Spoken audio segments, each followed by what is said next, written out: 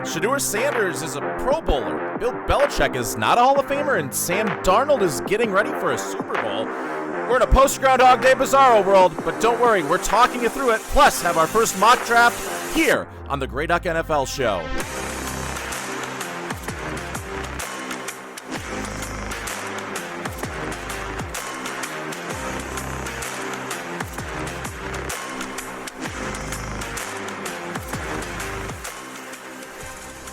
Welcome once again to the Grey Duck NFL Show. I am your host, Josh Kolodziejski. Took about a week off as we were in that downtime between the post-championship game and pre-Super Bowl week. But Super Bowl week is here, albeit the Radio Row or the opening night last night was in a near-empty conference room, so that was a little bit interesting.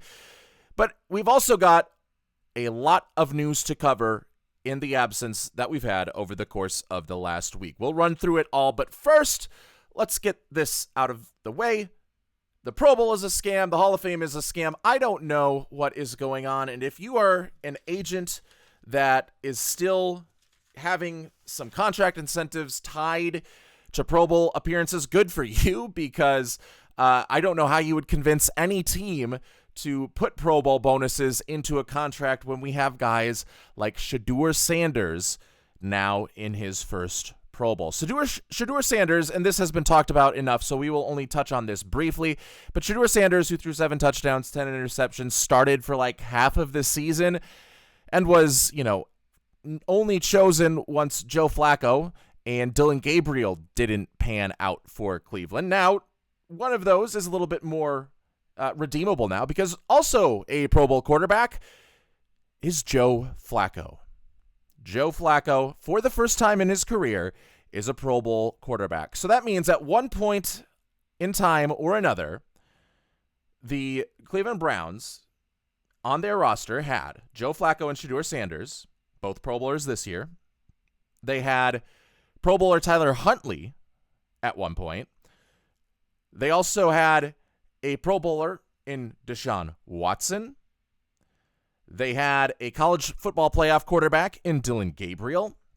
And then they also had 2 Super Bowl winning quarterbacks going back, Joe Flacco and Kenny Pickett, who took the last knees and was on the field for the Eagles in their Super Bowl. And he was the closer. He got the save, if we're using baseball terms, so he counts as one of those 2 Super Bowl winning quarterbacks. So it's a bizarro world. You can understand why Kevin Stefanski got let go with all of that quarterback talent in the room. What are you doing? You have one of the worst offenses in the league, and you've got a room stacked full of talent. And none of them worked for you. Sorry, bud. But he is in better places right now. He is out in Atlanta. The Cleveland Browns do have their new head coach. We'll touch on that in a little bit. But let's also talk about the other big newsmaker over the last week that has been talked about to death, and that is that Bill Belichick is not in the Hall of Fame. Which is ridiculous. Like, if you are Bill Belichick, I think you have a pretty good understanding of your place in NFL history. I don't think having the label first-ballot Hall of Famer affects how Bill Belichick looks at his career as an NFL head coach and as a coordinator before that. I think that more than anything, just like the Shedeur Sanders, Joe Flacco selections to the Pro Bowl. Oh, by the way, Justin Fields, we learned the other day, also got an invitation to the Pro Bowl, but he chose the morally acceptable route, knowing he was not talented enough to be considered to be an actual Pro Bowler, and said no. So good on Justin Fields in having some integrity. Just like that has shown that the Pro Bowl is ultimately this giant scam that we should not look at in any serious light anymore. The only thing that the Hall of Fame is doing when it takes Bill Belichick out as a potential first ballot Hall of Famer is making itself look ridiculous. It's not punishing Bill Belichick. It is destroying any credibility that you have as a storyteller of the National Football League. Plain and simple. If you want to fix the voting rules, you had a chance to fix the voting rules. If you want to overrule the voting rules, I'm sure there would be a way to do that as well.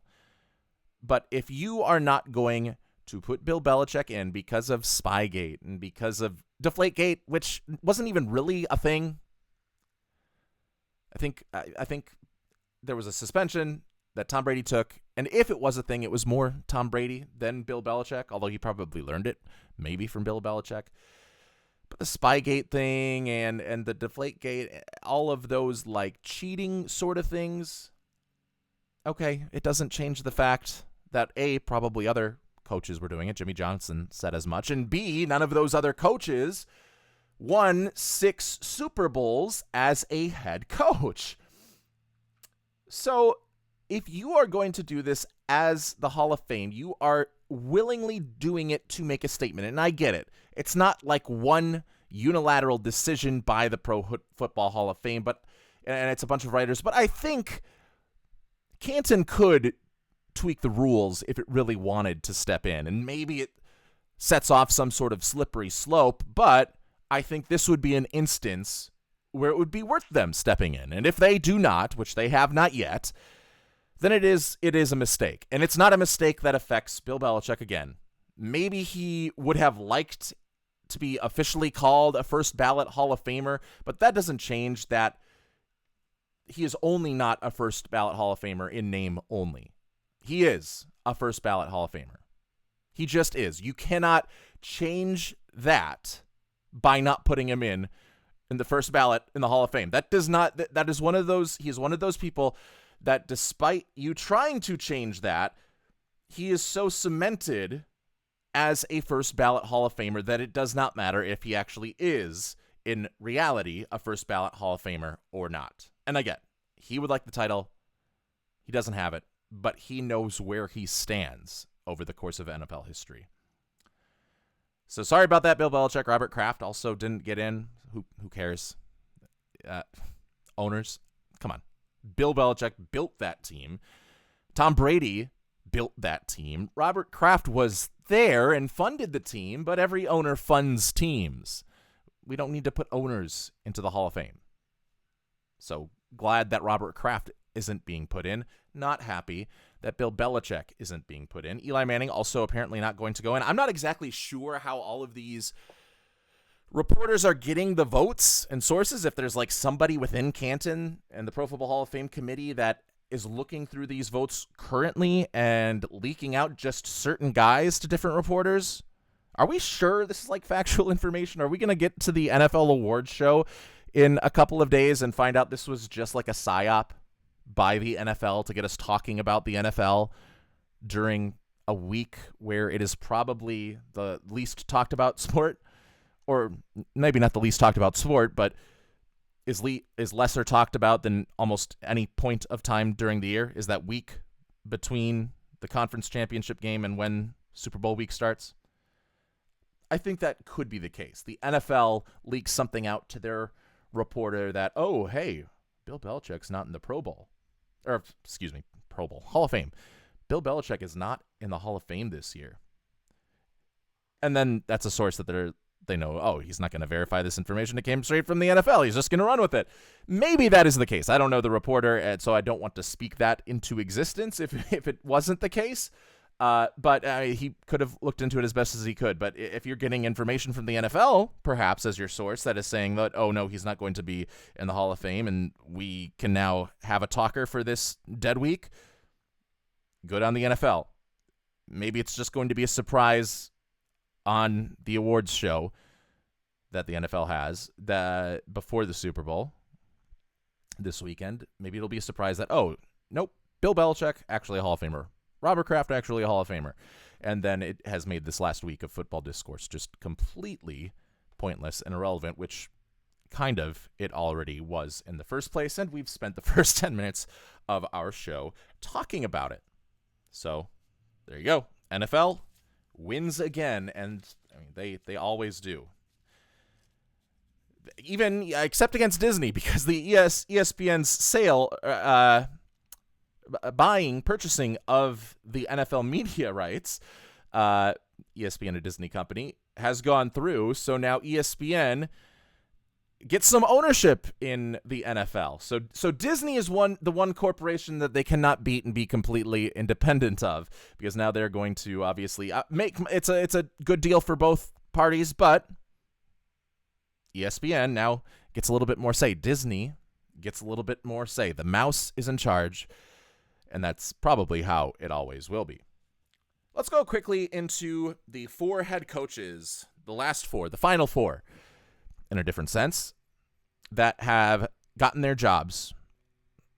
All 10 teams that had vacancies have now filled those vacancies. So if you are worried about a potential coordinator being lost by your team and they are not currently a head coach, congratulations, Minnesota Vikings fans. Brian Flores is staying with you. That is what I liked to see. Chris Shula staying with the Los Angeles Rams. Also a big one right there. But let's talk about all this, because I want to talk about the one that happened just a few days ago, and that is Mike LaFleur, brother of Matt LaFleur, and the offensive coordinator of the Rams becoming the head coach of the Arizona Cardinals and getting the opportunity, much like Ben Johnson got the opportunity to go up against Dan Campbell 2 times a year. He will now have the opportunity of going up against Sean McVay twice a year. So good luck with that. He is in what you could certainly call the most competitive division, and I understand that is going to change year to year, and there are other factors than just one season's worth of data. But from a head coaching perspective, you've got Sean McVay, you've got Kyle Shanahan, the guys who have the 2 major trees right now in the NFL are McVay and Shanahan. And then you also have Mike McDonald, who's coaching in a Super Bowl and could become a Super Bowl winner in just a couple of days. And now Mike LaFleur has joined that. So even if these teams don't have all collectively as good of seasons as they had last year, they're still going to be competitive as long as you are coaching against those 3 other guys. But it was also the last job available for Mike LaFleur, and you're never going to really turn down life-saving money and a chance to be one of 32. And that is what Mike LaFleur has chosen. I think it's a good hire for Arizona. I think Mike LaFleur was probably down the list of new head coaches that were coordinators last year. I think there were guys higher than him that did not get jobs because they were going the Ben Johnson route and being a little bit more selective. Maybe that's Chris Shula. Maybe, I doubt it was Brian Flores. I think he would take any job that he could get at this time, and I guess he would technically be a retread head coach. But yeah, like Chris Shula, not going anywhere. Davis Webb, Grant Udinski, 2 up-and-comers waiting for their chance. And in fact, took their names out of a couple of these runnings for some of these head coaching positions. Udinski, notably with Cleveland. Nate Scheelhaas is going to become the Rams offensive coordinator most likely, and he took his name out of running for a couple of the jobs, or at least with Cleveland wanted to keep didn't want to keep Jim Schwartz around and didn't want to be meddled with by the Haslam ownership, and so decided just to stay with the Los Angeles Rams because that offensive coordinator job with the Los Angeles Rams seems to be one of the top head coaching wanted guys every single year. We see it with Mike LaFleur, Kevin O'Connell, assistants of Sean McVay. The Sean McVay tree is always going to be pruned by other teams. But what Mike LaFleur does for Arizona, first of all, probably gives himself a little bit of a window. Maybe, maybe not. I guess with Monty Asenfort, you don't really know. You don't know how much time Monty Asenfort has left, if he is on a ticking clock as the general manager of the Arizona Cardinals. If he is gone, would LaFleur survive that? I don't know. But it seems like Monty Asenfort is pretty safe and secure as the general manager for probably the next 3 years, and you are his guy if you are Mike LaFleur. And with the Jets, offensive play calling was fine, not great.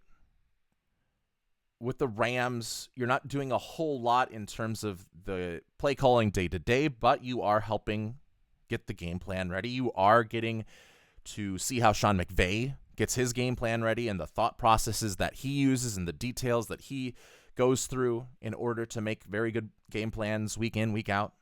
And you get to see how he uses those plays to build a script and the progression of his play calls. If you're paying attention, you can hear all of that, and you are talking over the thought process with him. So just because he's not calling plays doesn't mean he's not having a significant say in the offense, and does not mean that he's not learning from the Sean McVay system. I think the offense is going to be in good shape, and I'm not exactly sure what the offensive identity of Mike LaFleur with Arizona is going to be, but I think it certainly does open up the opportunity now for Arizona to draft Ty Simpson at number 3 if they'd like. And you could say, yes, maybe they should trade down. Maybe they should wait for the second round.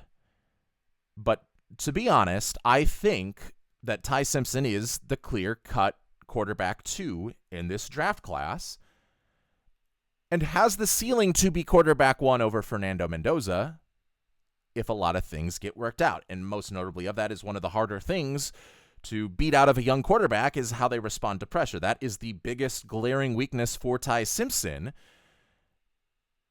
And it showed up multiple times during the last half of the season and made him look completely regular. There were times early on in the season when he was not facing that pressure, where he was seen as 1A, 1B with Fernando Mendoza for that spot. So if you are Mike LaFleur, you have a solid offensive line with the Arizona Cardinals. Bringing in Ty Simpson and maybe even having him sit behind Jacoby Brissett for a year is a viable option. I also think that if you trade down, you are in danger of now getting the Los Angeles Rams, who have 2 first-round picks. They have a prime opportunity to try and leapfrog you on the way back up. So it is a dangerous move. And there is no reporting right now that the Los Angeles Rams are super enamored with Ty Simpson, that they would even be looking at a quarterback with that pick. But the New York Jets are right there. Pittsburgh Steelers are right there. And really, Ty Simpson makes a lot of sense for the Rams. It's more speculation from the draft prognosticators that if you put Ty Simpson behind Matthew Stafford for a year, maybe 2, and get him involved with the McVay system, flesh out some of the problems that he faced when he was under center, maybe you're getting him in to some of these late season games and also getting him some playing times if Matthew Stafford's back injury, that was a concern at the beginning of the year before the season started, if that flares up at some point during the rest of his tenure with the Rams, then you get some in-game experience. That was valuable for Jordan Love while Aaron Rodgers was still the quarterback. Aaron Rodgers suffered a couple of injuries, and there were some intermittent spot starts for Jordan Love. But he got to work on learning from Aaron Rodgers for 2 years. And Ty Simpson would have the opportunity to do that with the Rams, with Matthew Stafford, with Sean McVay. And instead of getting Sean McVay out of there and getting him into a color commentator job with one of these top networks, and in early sort of fashion, if he gets his franchise quarterback with Ty Simpson, he could be around for quite some time as the team that you are looking up to in the division as the Arizona Cardinals, and certainly throughout the tenure of Mike LaFleur and Monty Ossenfort. So I think there is a real chance that if you risk the trade down, you risk the Rams coming up to jump you. And if it's not them, the Jets are there at 2 if they really wanted him, so they could just take him from you anyway. But 16 as a more commensurate place for him to go relative to his talent and where he's being mocked in the consensus draft boards throughout the industry. You have Cleveland, who is at 6 and is maybe in a bit of a better spot to pick him up if that's what Todd Monken, spoiler alert, wants to do. So I think if you are the Cardinals, you seriously consider taking Ty Simpson at number 3, unless you're willing to wait a year, and unless you are Mike LaFleur and think something better think you have security for this year no matter what, and think that something better could be up around the river bend in the 2027 draft, where Arch Manning is going to maybe be available. DJ Lagway probably going to be available. Guys who have had these first-round talent grades, Lenora Sellers, and not all of them are going to be first-round talents. Drew Mestamaker. But with the huge amount of players right now, Darian Mensah, that are being looked at as first-round potential, the more that you have at the beginning of the year, the more that are probably going to filter through and survive the tests and trials of a 2026 college football season to prove themselves as true first-round prospects. And because there are so many names on that initial list, more so than the Cade Klubniks and Garrett Nussmeyers going into this year, I think that you could also, if you're LaFleur, wait a year, get some confidence from upper management that you are not going to be a one-and-done guy no matter how bad the season looks, unless you are like literally defacing the team facility and trying to burn down State Farm Stadium, not in a metaphorical sense, but in a literal sense. Like he goes and commits arson. That's the only way I think that you need that guarantee that unless I am committing a crime or have some incredible moral personal failing, I am going to be back as the head coach next year, or else let's get Ty Simpson at number 3. But we will see with LaFleur. It will be interesting to see the staff that he puts around him, if he is going to be the one calling plays, and where the Cardinals go from there in a stacked division. Another guy that is now a head coach is the offensive coordinator for the Seattle Seahawks, Klint Kubiak. He is going to Vegas, baby. The Las Vegas Raiders are going to officially sign Klint Kubiak after the Super Bowl when they can legally do so. And he will be running the offense and running the team, by and large, for the Las Vegas Raiders. This, too, I like as a hire. Klint Kubiak is not a quarterback whisperer, all right? The quarterbacks that he's typically been paired up with have been established veterans. In Minnesota, it was Kirk Cousins. Maybe he played a little bit of a role in Brock Purdy's development, but he got there in 2023, and Brock Purdy had already been good and gotten his team to an NFC Championship game in 2022. He wasn't a veteran. He was a second-year guy and making his first full season as a head start, but he had already made himself a known commodity. So can't really take credit for Brock Purdy, can't take credit, obviously, for Derek Carr, can't take credit for Sam Darnold, but he didn't have these guys fall off a cliff completely. And in fact, Derek Carr's best 2-game run of his career might have come in the first 2 games of the 2024 New Orleans Saints season when their offense looked like a juggernaut. So he knows how to call plays, even though he hasn't been a proven quarterback developer, quarterback whisperer. He can design an offense to make quarterbacks look competent, confident, capable. And that would be an outside zone offense using both Brock Bowers and Michael Mayer a lot. I think that is one thing that was very attractive to Klint Kubiak, was having those 2 tight ends already ready to go. Both guys, Bowers not so much as a blocker, improving, but still not there yet. Michael Mayer can block a little bit better. They're both receiving threats first and foremost, but you get to have that 12 personnel a little bit more, like he likes with A.J. Barner, Elijah Arroyo.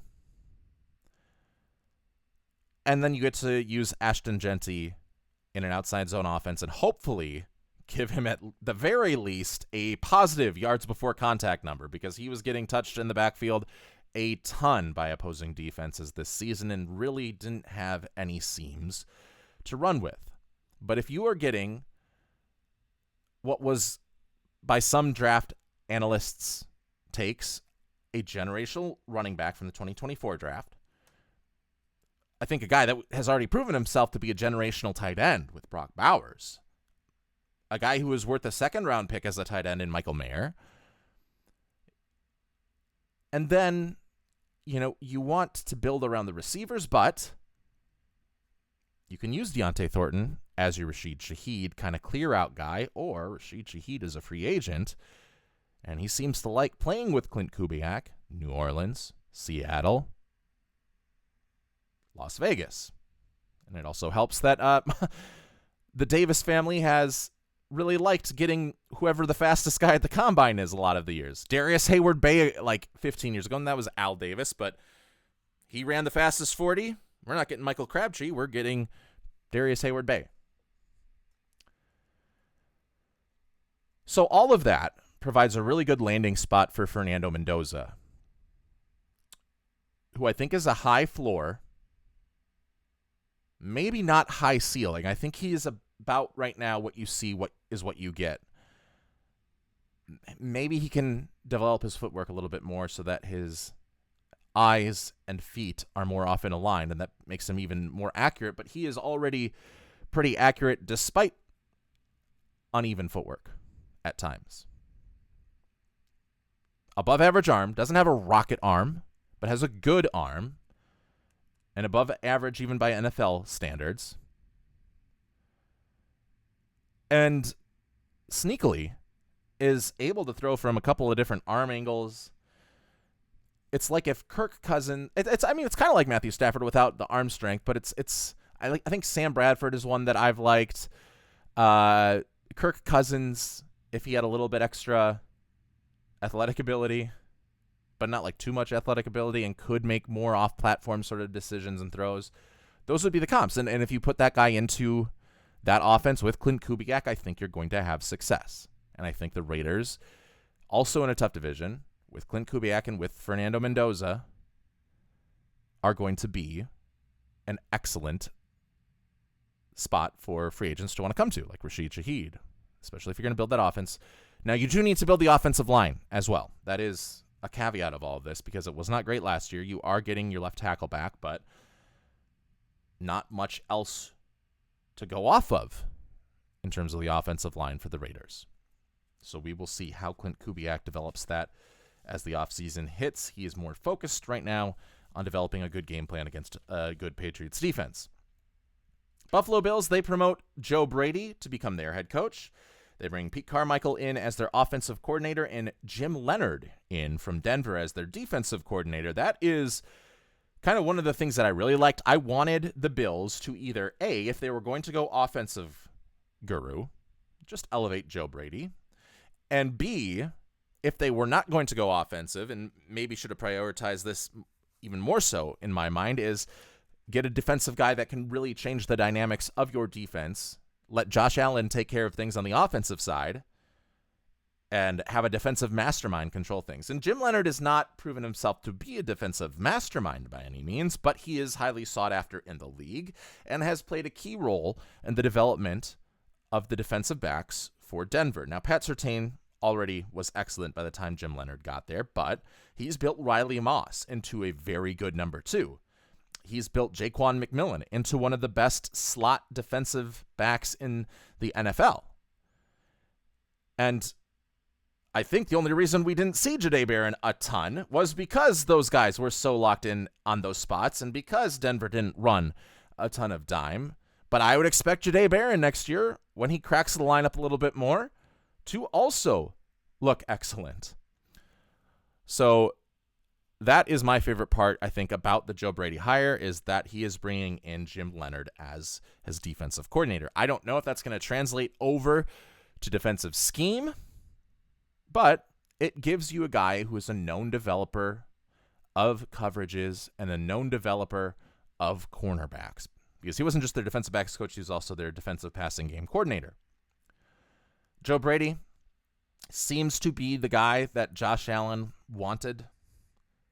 It's obviously interesting, and has also been talked about to death, that Terry Pegula said, hey, it was the coaching staff that wanted Keon Coleman. Don't look at us. Don't look at Brandon Beane. He didn't want Keon Coleman, which, A, there was video evidence that proved that to be a lie. And B, you are now bringing back the guy that probably would have had the most say in bringing in a wide receiver, and specifically bringing in that wide receiver with Joe Brady, if it was not a lie that Brandon Beane also wanted him, which he absolutely did. So, Pegula not even, running from the hypocrisy at this point, just going full bore into it, I can respect it. And finally, Cleveland head coach Todd Monken. What are we doing?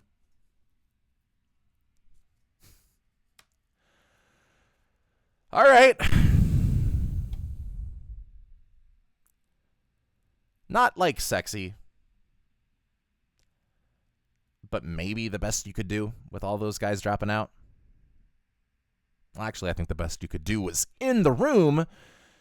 And I think Jim Schwartz, who Grey Duck Sports has learned finally, after incorrectly spouting that he was the head coach of the 0-16 Detroit Lions, we have learned that that has not been the case. And he has been the head coach. He was the head coach of the Lions when they made the playoffs for the first time since the 1990s. So a little bit better pedigree than I had originally been spewing falsely on this very program. Jim Schwartz heard that they were going to hire Todd Monken over him as the head coach, because Jim Schwartz was one of him along with Shieldhouse were the three guys, and Monken who got the job, the three guys that they had interviewed twice. And that's kind of typically like, okay, those are the guys who are the favorites for the job. So Jim Schwartz got down to the final level. They picked Todd Monken instead of him. And Jim Schwartz started cussing everybody out, walked out the door, probably threw some TVs, threw some chairs, and left and said, I never want to be back in Cleveland. It's something many of us discovered long, long ago, is we don't ever want to be in Cleveland. So Jim Schwartz had that revelation revealed to him, so good for him. He will try to get out of Cleveland. He does have a contract kind of tying him up there if Cleveland really wants to, go with some legalese to keep him around and keep him a hostage and hope that, by keeping him captive, he falls in love with the city again. For the life of me, I can't remember what the psychological principle of that is called. But I know it's a famous psychological principle, just can't bring it off the top of my head. But he goes out of there because he wanted the job, and he thought he was going to get the job. And it seems like he was the third choice within the Browns building, because Nate Scheelhaase was the first choice, and they said, hey, Nate Scheelhaase, are you going to keep Jim Schwartz around? Nate Scheelhaase said, maybe. I kind of want to build my own staff. And they said, okay, you know what? We're going to go with choice number 2. We're going to go with the uninspiring Todd Monken. Even the name, Todd Monken. Okay. And it costs you your defensive coordinator, which was the best part of your staff that was coming over from last year. You're going to have to get a new defensive coordinator. Jim Schwartz is probably going to go and find a really good opportunity somewhere if he's able to get out of the contract or just refuse to work for them and take the year off. And so you're not really giving Todd Monken a good place to start. He does not have even footing as he becomes the head coach.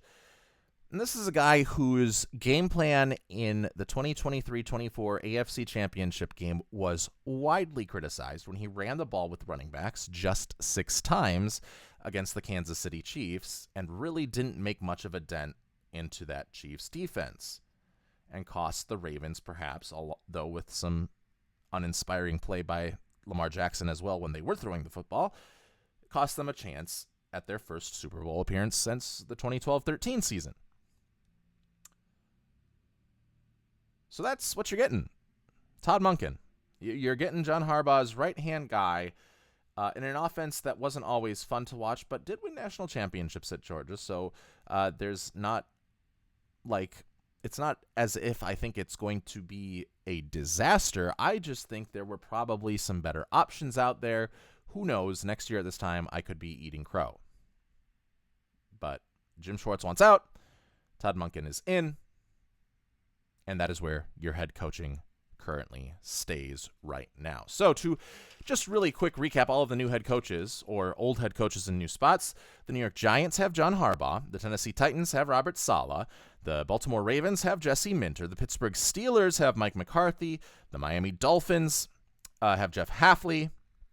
The Arizona Cardinals have Mike LaFleur. The Vegas Raiders have Klint Kubiak. The Cleveland Browns have Todd Monken. The Buffalo Bills have Joe Brady. I think I'm forgetting one that I did not write down.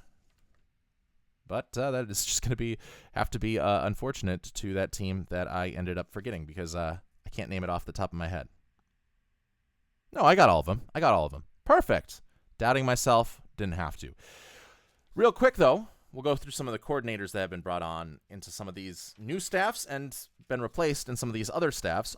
Matt Nagy, the offensive coordinator of the Giants, that'll go well. Denard Wilson is the defensive coordinator of the Giants. Really like that, actually, because Jeffrey Simmons and Tavondre Sweat were developed under Denard Wilson. Well, I mean, Jeffrey Simmons was kind of already the guy, but Tavondre Sweat especially made giant steps to become one of the best defensive tackles in the league over the last 2 years.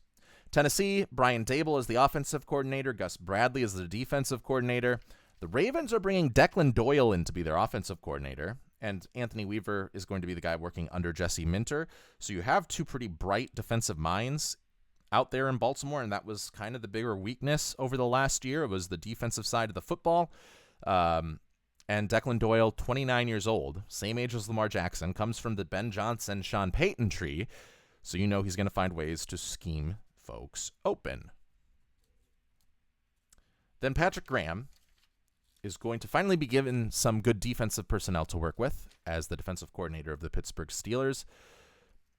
Sean Dugan is the defensive coordinator of Miami. He's the linebackers coach from Green Bay coming over with Jeff Hafley, and I think it's going to be more Jeff Hafley's defense, but Sean Dugan is there. Raheem Morris replaces Robert Saleh in San Francisco as the defensive coordinator, so a well-known commodity at defensive coordinator there. That's a good hire, I think. Maybe not, he won't be as good of a guy, but much as Saleh was, but much like that offensive coordinator job for the Rams has been a stepping stone for future head coaches. That defensive coordinator for the 49ers spot has also been that. And then the Philadelphia Eagles go with Sean Mannion, the quarterback's coach of the Green Bay Packers, as their offensive coordinator.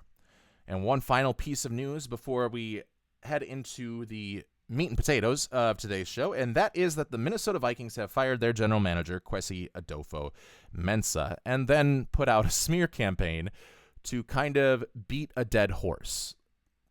When Kwesi, I am a Vikings fan, as you can probably see behind me,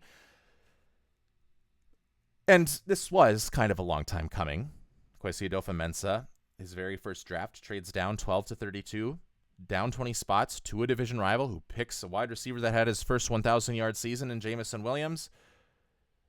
And that kind of spelt the end of the Kwesi Adofo-Mensah honeymoon period for the Minnesota Vikings front office. And this was a Vikings team that in 2021, they had Rick Spielman and Mike Zimmer butting heads all the time, and the owners, Mark and Ziggy Wilf, who was in the Epstein files, both of those guys decided, shockingly, Mark Wilf has been the talking head of the pair over the last couple of years, but they decided that they wanted to bring in a more collaborative effort between their next general manager and head coach. And what do you know it was so collaborative that the head coach probably staged a coup and then badmouthed the general manager on the way out.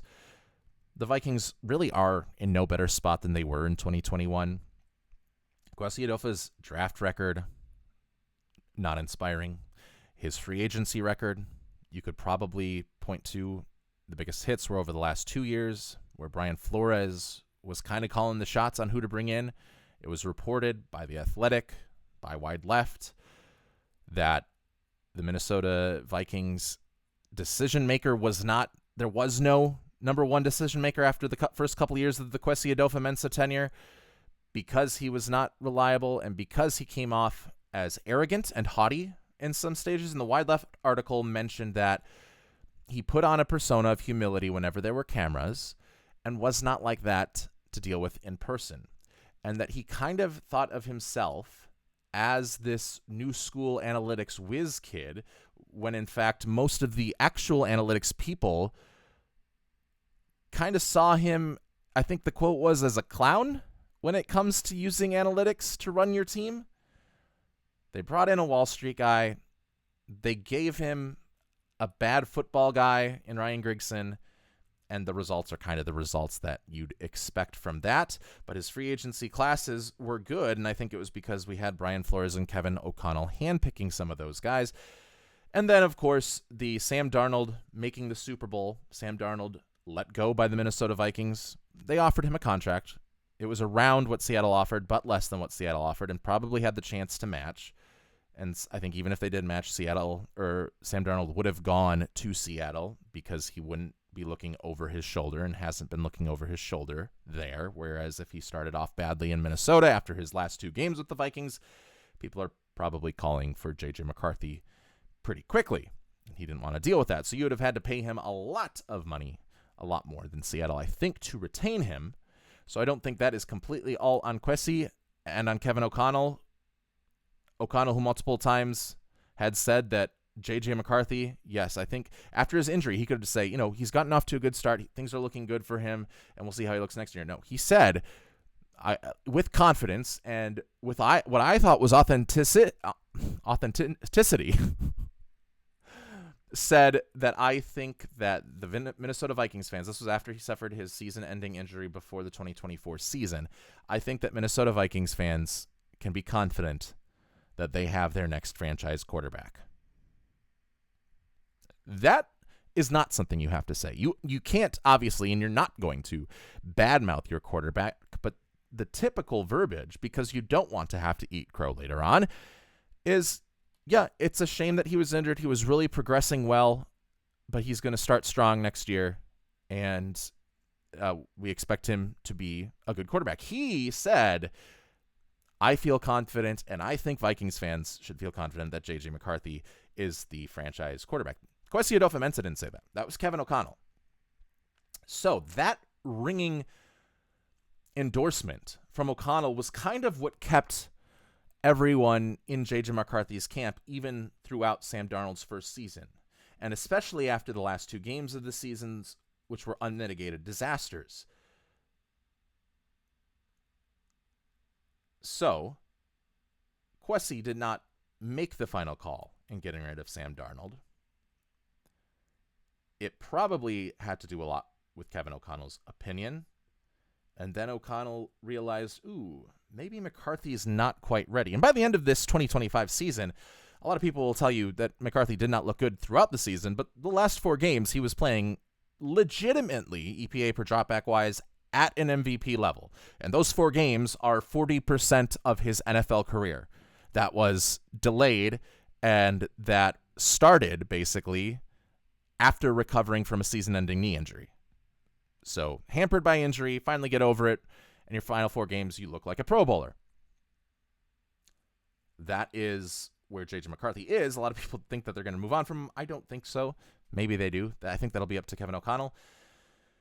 But again, it should not all fall at the feet of Kwesi Adofo-Mensah. And I think if you were doing it just based on draft failures, that should have probably been done at the end of 2024 when you were trading up a little bit to get J.J. McCarthy and trading up and losing value to get Dallas Turner a couple of times, trading up, in fact, and losing a whole lot of draft capital value. Even if those 2 choices turn out to be pretty good for the Vikings, I think you could have fired him after day 1 of the 2024 NFL draft. It just wouldn't have inspired confidence in how the organization felt about its 2 first-rounders for the next season, so I understand why they would hold off there. But that was, for me, the tipping point of when I was done with Kwesi Adofo-Mensah. I, however, was not done with Kwesi Adofo-Mensah, as it seems like a lot of Vikings team sources were, when or because of taking 2 weeks off of paternity leave in training camp. And not really 2 weeks off. He's working remotely, talking to coaches. And it's not like Kwesi Adofo-Mensah is not a scout. He does not come from a scouting background. He comes from an analytic Wall Street background, like literally not even analytics and football for most of his professional business career. So what do you think he's going to see? Sorry, I'm getting a little bit ahead of myself because it has just been so frustrating to listen to Jeremiah Searles and some other Will Compton and these gruff offensive linemen saying, oh, yeah, you got to, if you want to play football for the rest of your life, if you want to play a schoolyard game, you got to be a bad husband. You got to be a bad dad. That's what you got to do. You got to sacrifice so that you can play football with your friends. You got to be a bad family. What? Okay, if that's the culture, change the fucking culture. And that's what Kwesi Adofo-Mensah was trying to do. So I'm kind of tired of the narrative that the team was mad, and there are now some football people reacting as if they are angry that Kwesi Adofo-Mensah got away with a 2-week parental leave during training camp. He is going to be there, and he's going to be asking, hey, Kevin O'Connell, what do you think about this guy's talent? Hey, Ryan Grigson, what do you think about this guy's talent? Because he does not have a scouting background. He has an analytics background. He's going to take that information, and he is going to trust the people with that information, and he does not need to be on the field at training camp in order to do that. And if he has a kid, take 2 weeks off and work remotely. That should be fine, and it should not be a part of the NFL culture that is looked down upon. Like, that is ridiculous. I don't care if it's a part of the NFL culture. Will Compton and Jeremiah Searles, be better people. It's not a human culture. It's not part of a good person culture. It's a shitty person culture. And all you're doing by saying, oh, yeah, I bought into this bad culture, is saying I'm a shitty person. You're not making yourself look tough. You're not making yourself look like some sacrificial lamb. You're making yourself look like a shitty person. But anyway, that was with the Kwesi Adofo-Mensah article. And then you had a lot of bad dads and a lot of bad husbands coming out after the fact and saying, oh, yeah, he should not have done that. He should not have taken 2 weeks off of paternity leave. And then we all looked at our children, the good parents, the good husbands, and looked at our wives and said, oh, yeah, I would have liked to have that too. Good for Kwesi. The normal people, the non-bad people in the world. But that was not why he was fired. He was fired because of all of the draft misgivings. Speaking of the NFL draft, we're going to transition over to our first mock draft. As we hit the 45-minute mark, we'll run through at the end of the Senior Bowl, which ended over the weekend on Saturday. I'm not going to say I watched the Senior Bowl. I'm not going to say that I have scouted many of the players who were at the Senior Bowl that have not been first-round talents. I have looked at film of most of the first 40 guys that are on the consensus industrial board, but so far that has been about it, and I still haven't done deep dives on most of them. So I'm not doing this because, oh, I saw something at the Senior Bowl and I want to tell you about it. I am doing this because it seems like the time that football podcasts do their reports. But that is not to say that I don't know about these prospects and how well they play out. So we're going to start from the top. We don't have the NFL sound. Kind of went into final countdown at the end there. Las Vegas, the Raiders select, of course, Fernando Mendoza, quarterback from Indiana. That is going to be the pick. Maybe they trade down. I could see that happening. Like if you play around with it in the PFF mock draft simulator, like there are some teams that are like, oh, hey, we'll give away a ton, and you can get some first-round capital for a team that really wants Fernando Mendoza, and then you could just kind of like bite the bullet for year one. I don't think they're going to do that. I think they like Fernando Mendoza. I think there's a reason Tom Brady went to the national championship game and then wanted to hire an offensive coordinator head coach to be the next head coach of the Raiders, and I think it is because they are sold on what Fernando Mendoza can do. New York Jets are coming in at number 2. By the way, I am doing trades in this mock draft, and I used the Rich Hill trade chart on drafttech.com if you want to do the same yourself in making your mock drafts. The New York Jets select Ruben Bain, an edge from Miami. Arvell Reese has been mocked here a lot. I know that they have Jermaine Johnson and Will McDonald IV there. I understand that. I don't think they had great years this year, and even if they do, there's no harm in adding Ruben Bain as an edge rusher who is also at times has been projected to slide inside as a 3-technique defensive tackle because of some size issues where he might get overpowered by offensive tackles but might be able to split the gap between the guards and tackles if he's going up 1-on-1 or 2-on-1. So you can use him like that. He's versatile enough to be used in that way. And also, Arvell Reese, who is often being mocked in this pick, as linebacker, a lot of folks saying that he could be just a pure edge guy like Jalen Walker, and I certainly could see that. And I think if you're going pure edge for this pick then, and narrowing it down between Ruben Bain and Arvell Reese, then you go with Ruben Bain if you are the New York Jets. Number 3, the Arizona Cardinals select... I know I said it earlier. It's going to be Ty Simpson. No, it's going to be Francis Mauigoa because their offensive line is a mess. I think they're going to opt for the latter of the two options that I gave them, and they are going to not waste their draft capital. I don't want to say waste the draft capital, but I think being at number 3,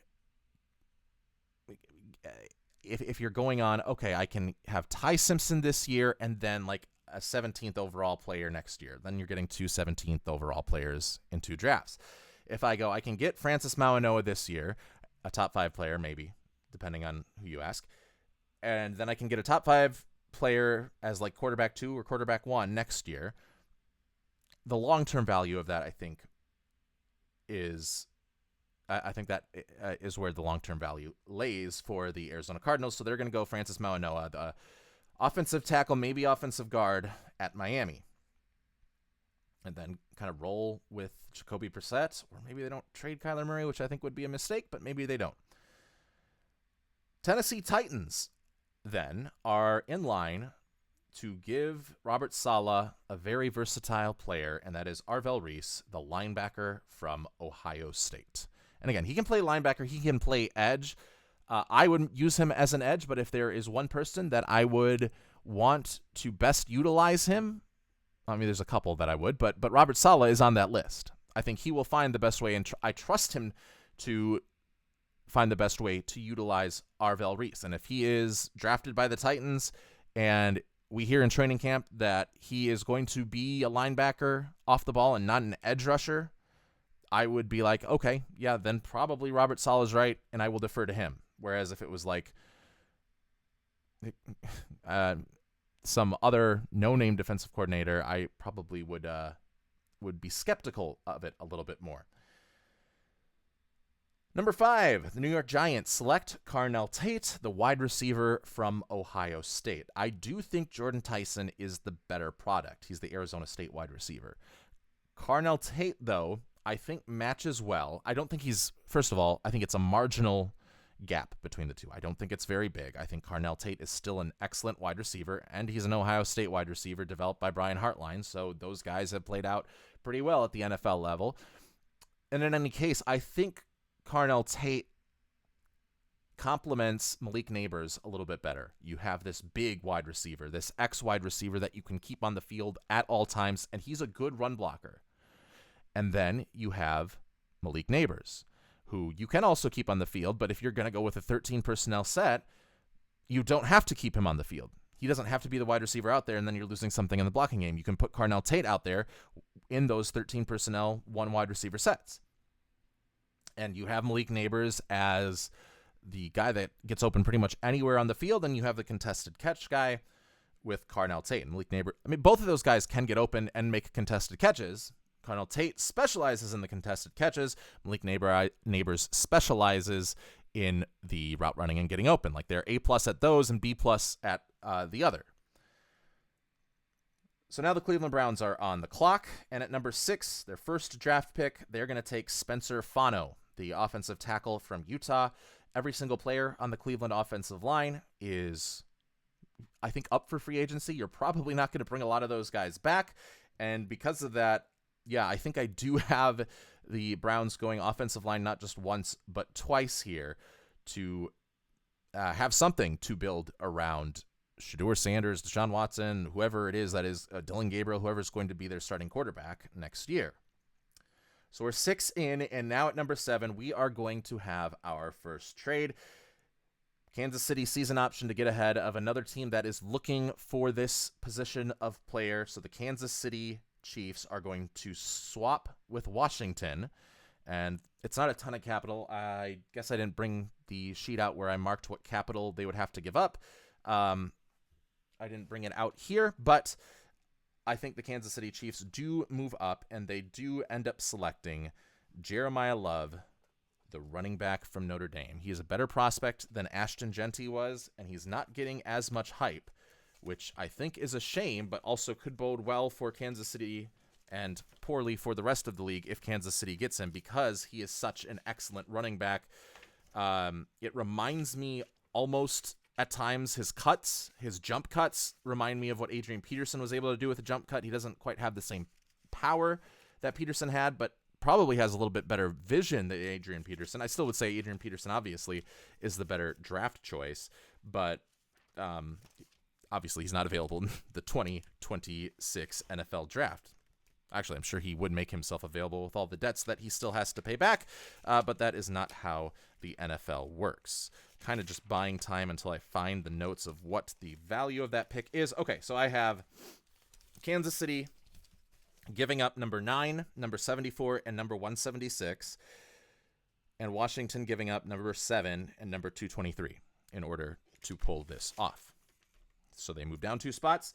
It puts New Orleans on the clock. The Saints, I think, are confident, comfortable a lot with their offense. I think they're going to go on the defensive side here with Cameron Jordan getting older, needing a defensive back. They're going to go with David Bailey, defensive end.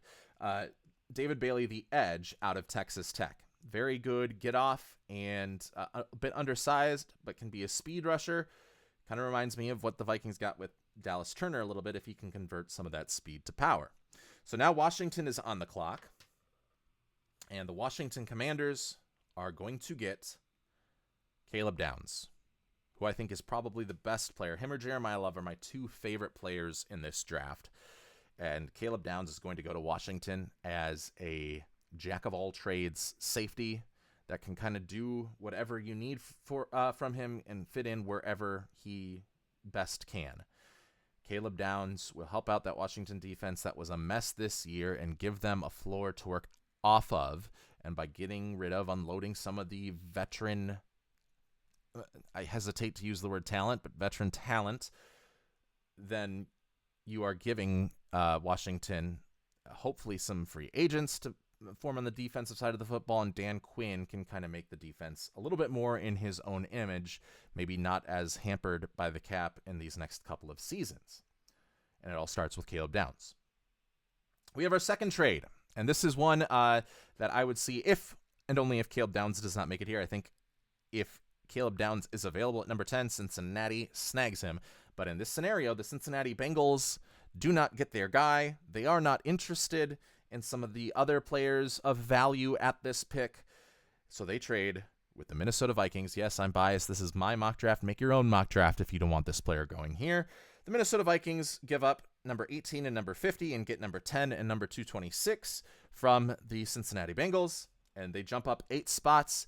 And with all of the drama surrounding Jordan Addison with his 3rd arrest since entering the league happening just last month in Florida, the Minnesota Vikings select a different Jordan Tyson, the wide receiver out of Arizona State.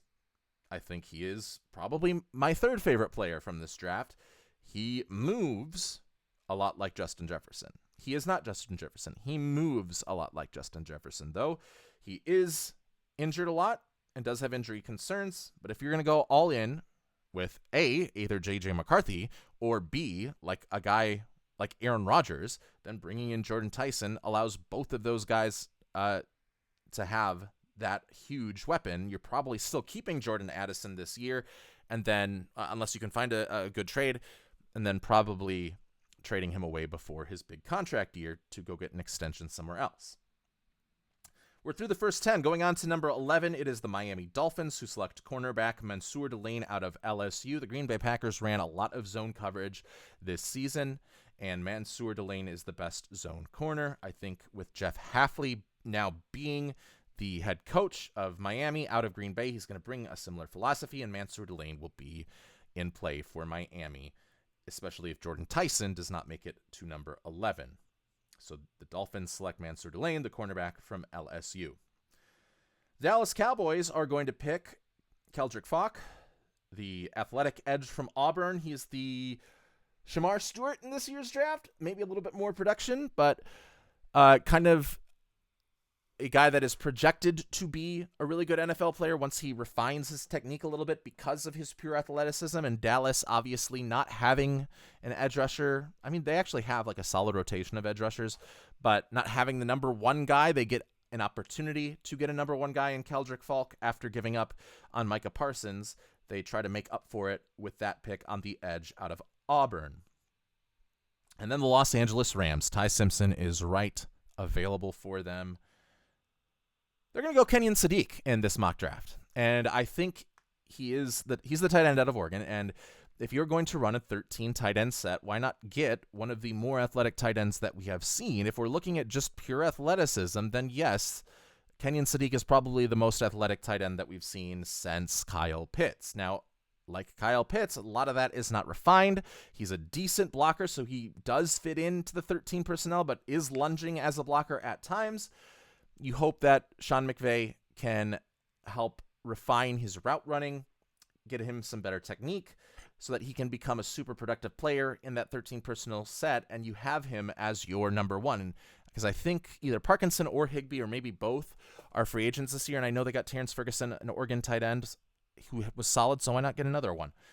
So Kenyon Sadiq going at tight end to Oregon. So they don't go with Ty Simpson. Except they do. Number 14, the Los Angeles Rams trade up with the Baltimore Ravens. 29, 27 first, number 61, number 167. They give all of that to Baltimore for number 14, number 115, and number 249 so that they can select their quarterback of the future. They got their BPA. They get their quarterback of the future. It's Ty Simpson. He will spend a year, maybe two, behind Matthew Stafford, depending on when Matthew Stafford wants to retire. And Ty Simpson is the quarterback of the future for the Los Angeles Rams. Sorry, Arizona Cardinals, you missed your shot. You should have listened to me earlier when I gave you two different options. You chose the wrong one. Tampa Bay, number 15. Yeah, if this is the case, if this guy falls, they're going here. Linebacker Sonny Styles. I think that is the floor for Tampa Bay. Is a very good linebacker out of Ohio State that goes sideline to sideline. Every level of that defense for Ohio State was elite. Even the tweener level, like you see with Arvell Reese, where is he a linebacker? Is he a defensive lineman? He's kind of in between. We've seen the secondary with your safety. You've seen the linebacker level now. All we need is a defensive line guy, and I think we're going to see him a little bit later on in this mock draft. But Sonny Styles really refines the defense for Tampa Bay and gets the torch passed off to him from Levante David, who has been one of the better linebackers in the NFL since entering the league. So on to 16, we've got the New York Jets, who do not get a quarterback because Ty Simpson was taken. The Rams knew they had to leapfrog to make that pick. So instead they go and double down on the defense and try to get an interception this year. They get Jermon McCoy, who I think is the best cornerback in this class, but might fall a little bit because he was injured. If we saw Will Johnson fall, and they're two different players, Will Johnson more of a zone cover 3 type corner, and Jermon McCoy just sticky as hell in man-to-man. If we saw Will Johnson fall to the second round for missing like 5, or for only playing in like 5 games last year, for Jermon McCoy, who did not play at all last year, I think there's a chance that he falls as well, maybe even past this point, but the film doesn't lie. He is the best cornerback. He isn't even that handsy, but he can still stick with you, and he can be physical if you need him to, but he just moves along with you, and it's very, very fluid. Detroit is on the clock at number 17. They go Mekhi Lemon, the wide receiver out of USC, and Mekhi Lemon is this yards after catch machine, a USC receiver like Amon-Ra St. Brown, kind of similar sorts of players. I would say the twitchiness edge would go to Mekhi Lemon rather than Amon-Ra St. Brown, who kind of is just like a smart, he's a good route runner, but he also just knows where to sit, and he has a good feel for the coverage and knows where he needs to be. And whether he does need to stem his route a certain way or whether he does need to make a double move, he knows based on the coverage, yes or no, I do have to do that. And if not, I can just smoothly glide over to the spot instead of like making a cornerback think I'm going one way and going the other. So they get Mekhi Lemon, and then they have a real good 4 receivers. I mean, five eligible receivers. I mean, you go Mekhi Lemon, Amon-Ra St. Brown, Jamison Williams, Jahmyr Gibbs, Sam Laporta for Jared Goff, I would certainly take it. Could also go offensive line here, but I think Mekhi Lemon for Brad Holmes, if he is here, might be a little bit spicy for him in a good way. Cincinnati, remember they traded down with Minnesota. They go and grab Peter Woods, the defensive tackle out of Clemson. I think Cincinnati, well, the cornerback is not excellent. It is not as worse. It's worse off on the defensive line. And the cornerbacks showed some growth this year. The safety showed some growth this year. And where if you were just entering the season with them, you wouldn't be in love, but you would have some hope of competency. I don't know if that's the same along the defensive line. So they get Peter Woods, who I like a lot better, it seems, than the consensus, because I think he is like a solid gap-splitting defensive tackle that rushes the passer extremely well. And for me, interior defensive linemen with pass rushing ability are better investments even than edges with pass rushing ability, because it is a quicker run to the quarterback up the middle than it is outside. So Peter Woods goes to the Cincinnati Bengals, and maybe that allows Shamar Stewart to get some more one-on-ones and develop into a good edge player that Cincinnati thought he would be when they took him in the first round last season. Carolina, on the clock, they're sticking and picking TJ Parker.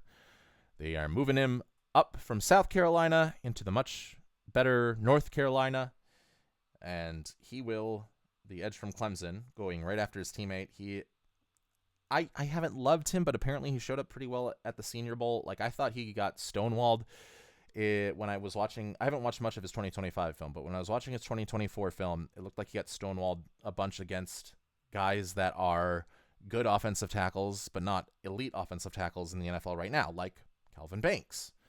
So if Kelvin Banks, who is a good offensive tackle, don't get me wrong, at the NFL level, but if you're getting steamrolled or stonewalled by him, you're going to have trouble with a lot of offensive tackles in this league.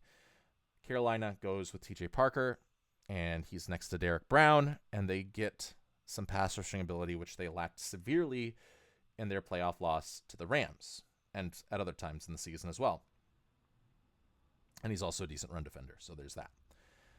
Houston Texans are going to trade up from number 28 because Dallas needs some more picks. They after they have the 2 first-round picks, but they don't have anything after that until pick 110. So they want to continue to build their team, moving down 8 spots. They get number 59 and number 243. They also give up number 225 along with number 20, and that is the deal that gets Houston up into a spot to select the versatile, athletic offensive lineman, Caden Proctor. They will do that. And that helps now with Ed Ingram being a free agent. Not sure if they're going to bring him back or not. You can move Caden Proctor to guard. You can play him as a tackle.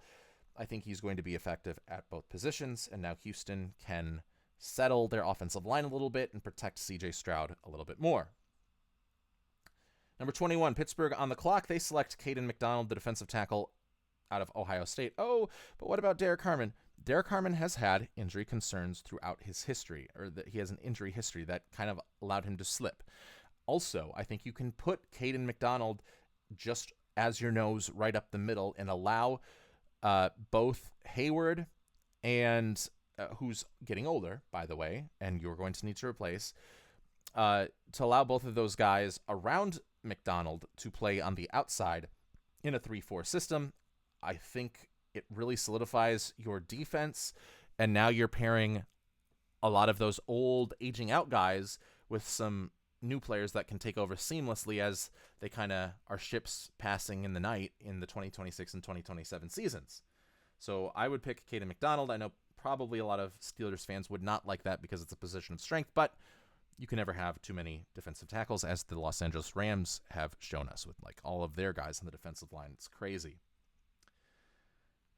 Then the Los Angeles Chargers are on the clock, and it just seems like this guy is a magnet to them in every single one of my mock drafts. He seems to be there in every single one of everybody else's mock drafts. He seems to be there. It's, I'm going to butcher it, but Olavega Ione, the guard from Penn State. Tackles, you're fine, because Rashawn Slater and Joe Alt are 2 of the best, if not the 2 best, offensive tackles in the NFL.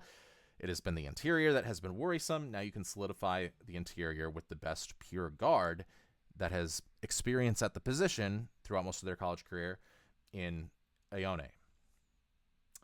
Number 23, Philadelphia Eagles select Avion Terrell, cornerback, and he's from Clemson. He's a smaller cornerback, but certainly better on the outside than they had with like Keely Ringo.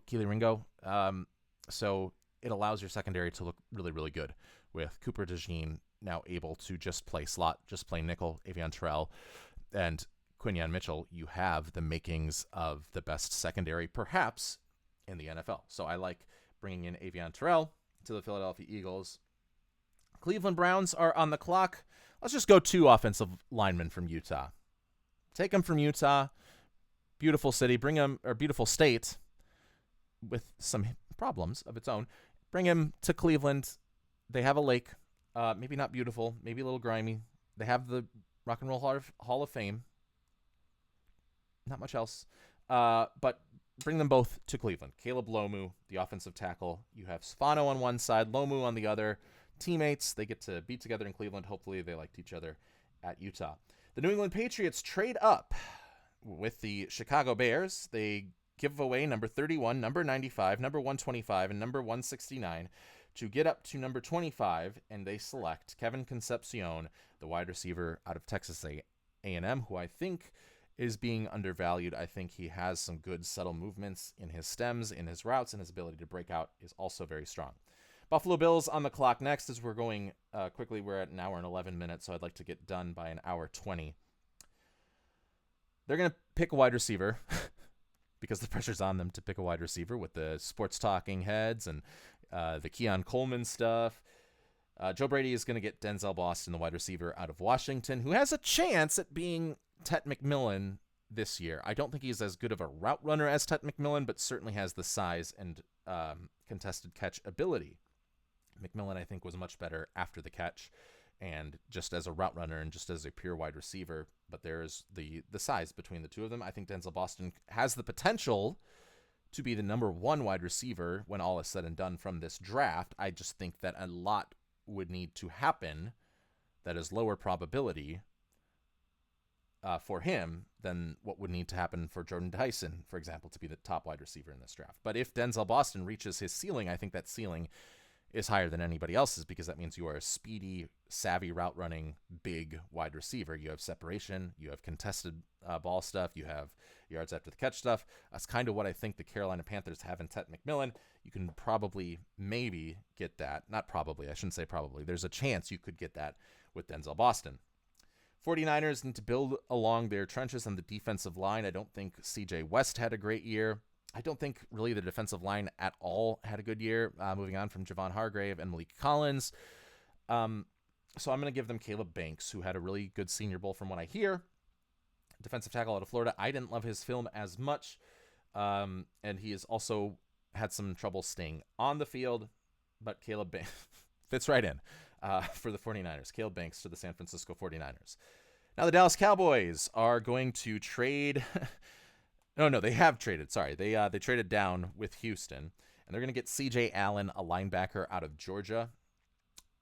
I think they would be interested in Sonny Styles at number 12 if Keldrick Falk or another top-tier edge rusher is not available at that pick, because their linebacking was a void last year. Like, I remember watching Kenneth Murray and Jack Sanborn in the first game of the season against the Eagles just be terrible at every aspect of linebacking. And those guys lost their... I think Kenneth Murray was a linebacker throughout the whole year.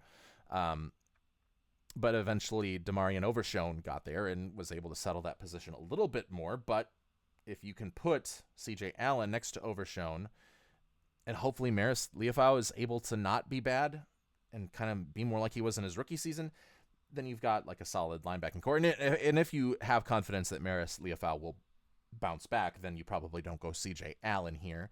But if you are not so sure, then yes, C.J. Allen. Number 29, the Baltimore Ravens, who remember traded down with the Los Angeles Rams. They get Akeem Messidor, the edge from Miami. Older, 25, but this is a team that is in win-now mode and wants to put as many good pieces on its defense as it can, and Akeem Mesidor is refined. Akeem Mesidor is excellent. The thing that is causing him to drop is more so his age than his actual talent. Number 30, the Denver Broncos are going to get a guard. I think if Kenyon Sadiq falls, this would be a spot for him. I think if CJ Allen falls, and that falls, it would kind of be about where he's valued at, but this would be a spot for him. But they're going to go Emmanuel Pregnon, the guard from Oregon. I have not watched a ton of his film. I know Quinn Miners struggled a little bit, but you also need two guards. So even if Quinn Miners, I think, still is your solid number one guy, I had him, I think, as my top guard from the season, or one of my top guards from the season, despite him getting blown up by Milton Williams and the other Christian Barmore for New England. I'm going to go with Emmanuel Pregnon. Number 31, the Chicago Bears. Remember, they traded down with New England. They get Cassius Howell, an edge from Texas A&M. They need an edge rusher. They had no pressure in any of their games, specifically against the Rams. And then the Seattle Seahawks are going to add a guard after Anthony Bradford gets his lunch money taken from him in the Super Bowl. I don't know if that means that the Patriots win, but I think it's going to be a bad day for Anthony Bradford. They're going to replace him with Monroe Freeling, the offensive lineman out of Georgia that can play both tackle and guard. So that is your first version 1 of the 2026 NFL Draft presented by the Grey Duck NFL Show. You can let me know what you think of that NFL mock draft in the comments below. We'll have a couple of those throughout the course of the next couple of weeks and a couple of months leading up to the NFL Draft, so that we can just always be on our toes about who some of these best future players are, and I will continue to look at all of their film as the months leading up to the draft go on. We'll have one more show this week, and that will be Thursday or Friday. Whenever it is, we will be talking about the Super Bowl. Our preview, our predictions, what we think is going to happen when the Patriots and Seahawks meet on Sunday. It's the Grey Duck NFL Show. Thanks for tuning in. Have a good one.